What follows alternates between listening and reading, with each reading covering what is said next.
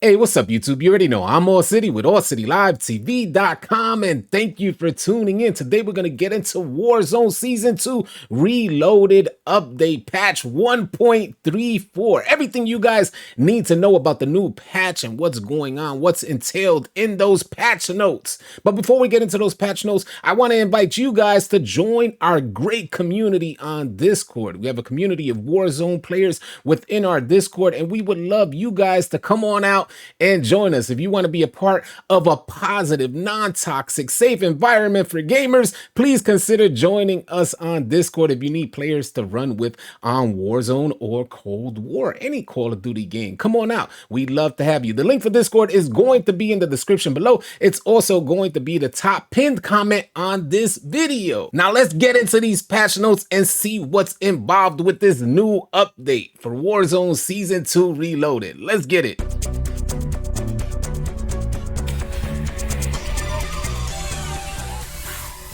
All right, guys, Warzone Season 2 Reloaded 1.34 patch notes, org nerf, bug fixes, and more. Let's scroll down and see what's in these patch notes and see what's going on with this new update for Warzone. The new update, which is version 1.34, brings new updates and file size management changes to Call of Duty.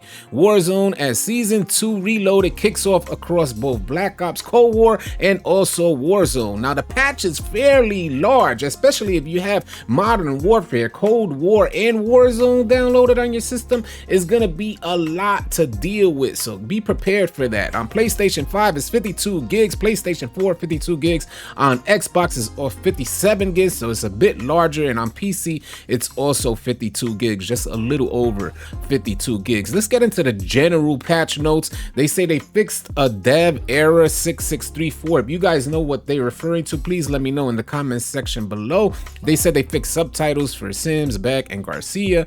And as far as gameplay is concerned, because I know a lot of you guys want to know what's going on with the gameplay, this is what we're going to review. It says armor should now spawn consistently as ground loot across all matches. It says the tactical map has been updated. You can now double click to place danger pings. Whenever hovering over some pingable objects, you'll now sometimes get the name of the object, making it easier to see what you're pointing at. This is going to be a huge plus for us out there because pinging objects is sometimes a little bit difficult from what I've noticed. It should now be slightly easier to point at exactly what you want when items are very close to one another. And oh my god, that has been a nightmare. I don't know if you guys out there trying to pick up a satchel and you end up picking up something else, and it just makes it's just a jumbled mess, especially when you're pressed for time out there. And it seems that in Warzone and almost any Call of Duty game, you're going to be pressed for time. So making it easier to point out these objects is going to be a lot easier for us to play out there. Change delete pings text to remove my pings.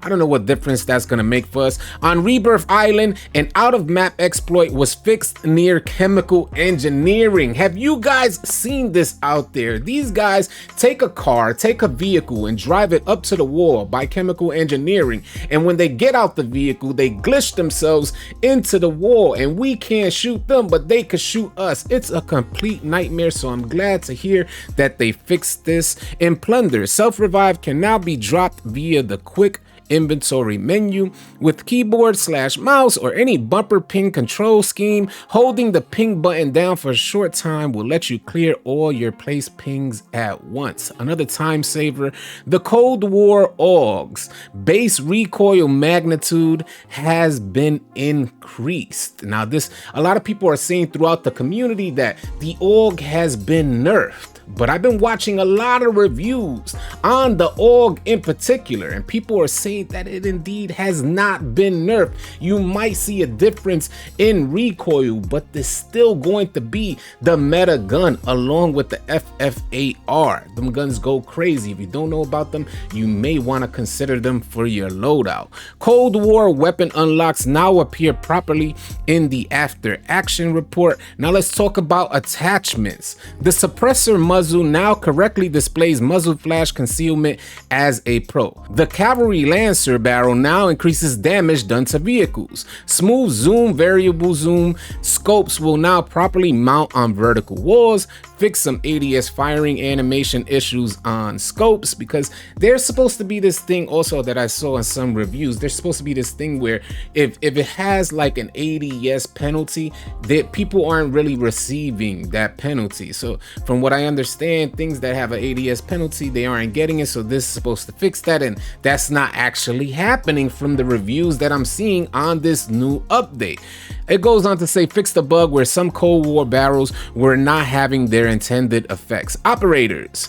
Baker's 4th operator mission objective to eliminate 15 enemies using a weapon with an attached 2x magnified scope or greater now tracks properly. I know a lot of you guys were having some issues with that, trying to complete that objective. So there you have it, guys. These are the patch notes for patch 1.34 update season 2 reloaded on Warzone and Cold War.